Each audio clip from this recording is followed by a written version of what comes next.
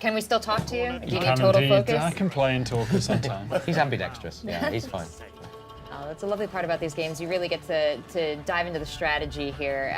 What tools are you giving us to conduct our large-scale warfare? So, James is in command of Cao Cao, and he's got quite a varied army, and he'll be approaching the city. Here we can see Lu Bu's welcoming committee coming up to the city gates right now. These are big arrow towers either side. They're dotted throughout the city. They're nice defensive points for Lu Bu's forces to kind of hide near, because it gives them that extra punch and protects from our forces as we're going in. But the idea is this siege has been underway for some time, so you'll see holes in the wall like this, and we're going to exploit those because we've brought some trebuchets with us, which is everybody's favourite siege weapon, as we know. Yep. Apparently can fire 90 kilograms of weight over 300 metres. I've heard that.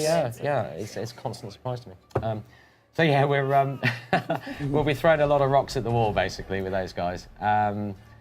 And yeah, we've got quite a varied force. We've got a load of heavy spearmen, we've got some archers, we've got some cavalry, and we'll have a wave of reinforcements coming in, about a third of the way in, hopefully, led by the Xiaohu brothers, who are some more of these kind of legendary characters from the Three Kingdoms period. They were cousins of Cao Cao, and yeah, they'll be coming in with a ton of cavalry to help us smash through the defences. Seeing a couple generals here. Is that who's in the front line? Yeah, that's right. More than one general? There's Cao Cao himself. So he's like the overall army commander. But yeah, the one thing we're doing in support of, this massive cast of kind of legendary heroes and characters.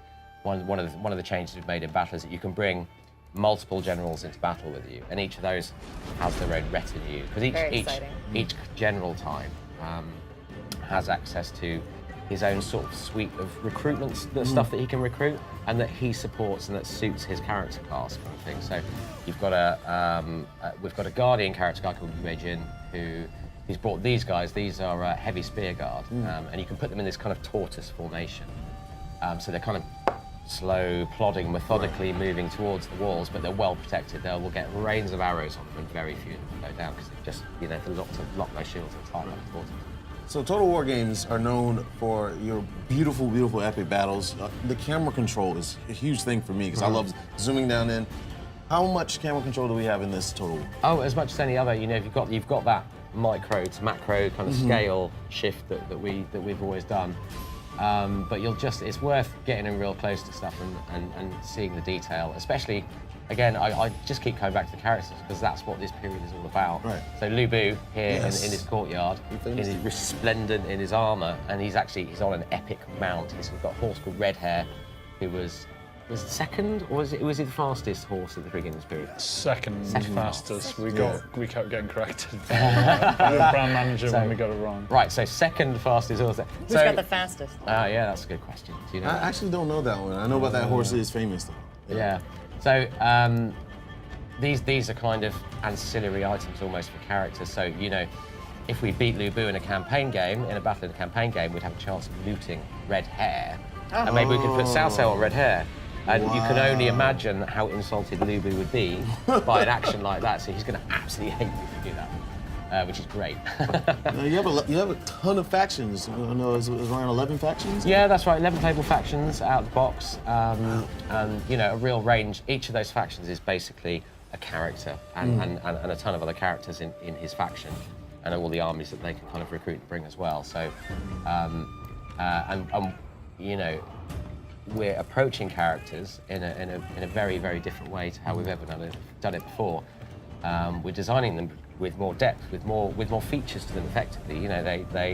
They'll have personalities of their own, they'll have their own motivations, they'll have their own drives, they'll have their own friends and rivals which they'll build and break relationships on their own without you doing anything throughout the game, So if you've got two characters in a faction who are kind of working together well, they might start bonding, and then there'll be a sort of bond of brotherhood between them.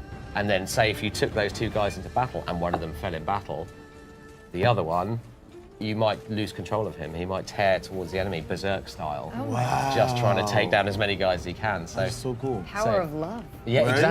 exactly. Three Kingdoms, based off the novel. And you illustrated some ways we're going to see those interactions there about characters that form bonds. Are we going to have verbal interactions? Will those be changing over time? Yeah, absolutely. So based on the relationships, you'll see I mean, you'll see it in the battle here in a second, I'm sure, but the characters, they sort of spark conversation back and forth with each other throughout the course of a battle. So you'll see, you know, rivals would insult each other, and friends will have a sort of healthy banter, you know, and it's and it all supports the idea that they've got relationships in the campaign games. Well, you talked about the importance of being faithful to these characters that people have loved and adding depth to them. And as I understand it, there's actually 2 different game modes, 2 different ways to play, 2 different ways to remain faithful to the same characters. Can That's you tell us a little right, bit about the romance versus the classic? Yeah, so our kind of default out of the box mode is romance mode, because you know a lot of what we're depicting was written about in the Romance of the Three Kingdoms in the 14th century, which is very much a romanticised history of events. Yeah, nice big charge. Ah, there. it's just These cool. guys Look are at Did you see great. the bodies? Oh, Yeah, flying about the place. Yeah. So in that mode, you know, your famous warriors like Lu Bu will be superhuman on the battlefield. They'll carve through. They'll be like a combine harvester going through a regular. Yeah, the dramatic, infantry. powerful superhero that you want to feel. And really kind of projecting that bravado and that power. So, but if you switch to classic mode before you start a campaign, it'll be a much more kind of slightly more academic style of game, more like a traditional historical total war game, where those characters will be like regular generals. They'll be regular troops. Zhao Hu brothers arrived.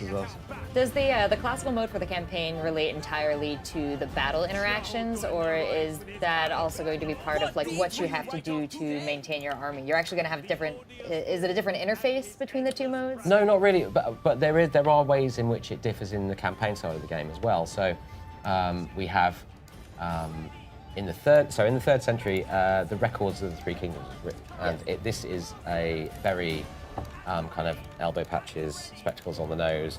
This army fought this army at this place, and this many people were killed, and this much grain was taken from the city. You know, it's very much, you know, The the little data Sun of the Tzu time. sort of. Yeah, exactly. Yeah, little classic. It's all very factual, and it wasn't until 14th century that the Romance of the Three Kingdoms came along and brought these guys to life in a way they'd never had been before. So one of the differences we have between the sort of classic mode and romance mode in the campaign game is that we build narrative events that happen at key periods in the game. Right? So a certain thing happened in say 199 AD, then we can depict that. We'll have a little thing pop up and say, oh, you know, a great flood of this river plain happened and it washed the fields away and stuff like that. So you'll have events that'll happen according to factual history. But in the romance mode, those are more built around the narrative of the Romance of the Three Kingdoms. Okay. So there'll be much more about, you know, epic rivalries between characters and that sort of stuff. So the feel of the game will be slightly different between the 2 of them. Yeah. Cool. So I have one good question. For people that haven't able to get into the Total War series, how inviting is this to new players? As inviting as we can make it, really. We're going to stage your initial approach in the game and teach you how to use the tools that you've got available to you. Well, how are these new players going to get their hands on the game, and where can they follow you for more information? Well, it's out in spring 2019, so next year. I haven't got an exact date yet. And what's the other question again? Where can they follow you? Hello and welcome to the first look at Total War 3 Kingdoms. Today we're going to be playing through a single battle. It's 199 CE and the events of the Three Kingdoms era are well underway. The tyrant Dong Zhuo is long dead, murdered by his adoptive son Lu Bu. He's one of the greatest warriors of the period, who is now threatening to combine his strength with Yuan Shu and overwhelm all opposition. However, Lu Bu sits in CRP, isolated from his would-be ally. The legendary commander Cao Cao senses an opportunity to strike Lu Bu down before his strength becomes too great. After months of long siege warfare and with the defenders starved of resources, Cao Cao now senses the time is right. Here, behind the walls of CRP, Lu Bu stands in the center, preparing to fight against the approaching march of Cao Cao. Here we are on the battlefield. The final assault is about to begin. We have Cao Cao, the legendary commander, leading his men into battle. We're going for a two-pronged approach.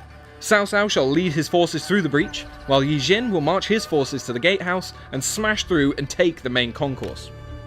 But before we move forwards, we need to lay the groundwork for our assault. we're going to raze their walls to the ground. With that underway, we're going to move our heavy spear guard up towards the front gate for the attack on the wall. Let's take a look at these heavy spear guard. They're currently in the turtle formation, using their tall shields together, with the flag bearers in the center to protect from missile fire, which will greatly aid us in this assault. Lu Bu is holding his position in the center of CRP, waiting for someone worthy enough to fight. In Three Kingdoms, there are unique items which can be given to your generals. Here we see Lu Bu's horse and weapon are unique to him, but should he be slain, you could loot his items and keep them for yourself. Here we have one of our generals under Cao Cao. Different generals can recruit different kinds of units. These two are leading their forces together. Yi Jin is a guardian type hero, our combat master who excels in the heart of battle, tanking and soaking up damage. While our strategist is not great in a fight, he is incredibly useful for debuffing enemy units and allows us access to unique formation types. The gap on the left is now wide enough for us to make our great assault on the settlement. Cao Cao and his retinue are going to move up. Cao Cao himself is a commander, and they excel at buffing up nearby allied troops, rather than wading into combat themselves. So we won't be seeing him being the first through the breach. He's too valuable for that. We will instead be pushing up the Yellow Dragons.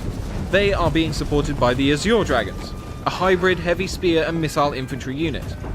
They will first hold back and fire over the walls with their bows, and once they've spent all their ammunition, they will join in on the front line. Let's move our heavy spears forward to climb the walls. Now is the time to press the attack, getting the Azure Dragons firing, and now charging forwards with the Yellow Dragons. Is there a heart beating in that spineless body?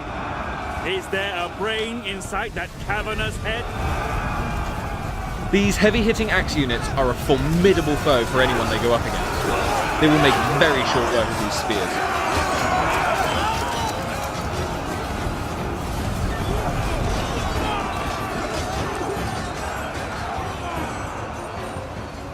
Let's check up on the center attack. The settlement is now on fire from the barrage of arrows, and our men are getting over the walls and getting stuck into the enemy.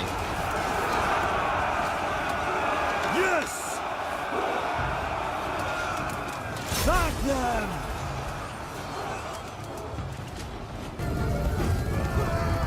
Cousin, we come to aid you! We ride with fury at our back! Our reinforcements have arrived. This huge mass of cavalry will be the perfect thing to break Lu Bu's men. We'll charge them into this spear infantry.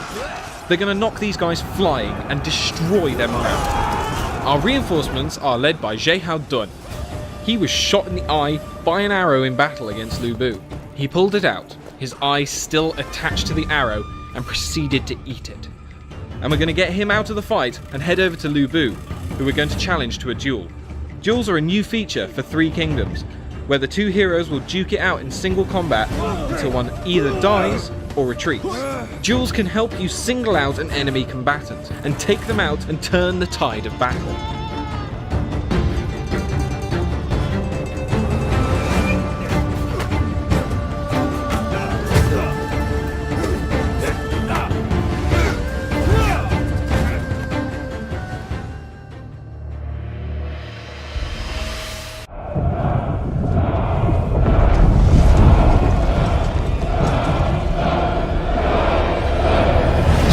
This land suffers.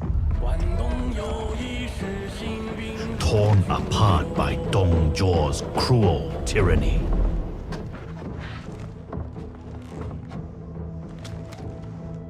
Yuan Shao, my friend, leader of the coalition.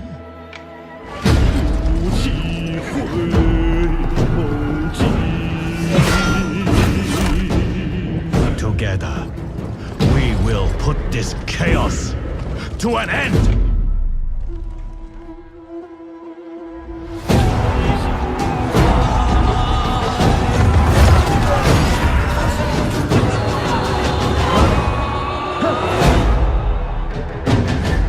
Yet, at our most desperate, you will fail us.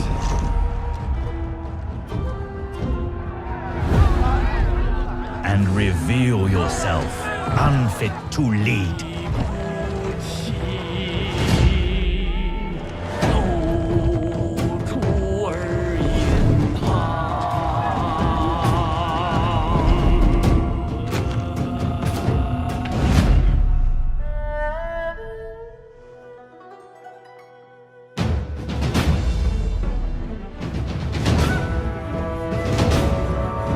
So I will banish this chaos.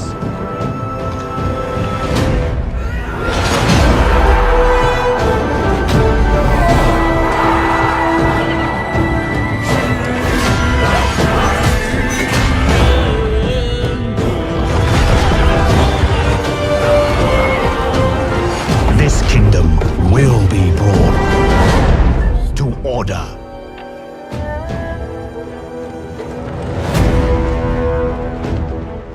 For I would rather betray the world than have the world betray me.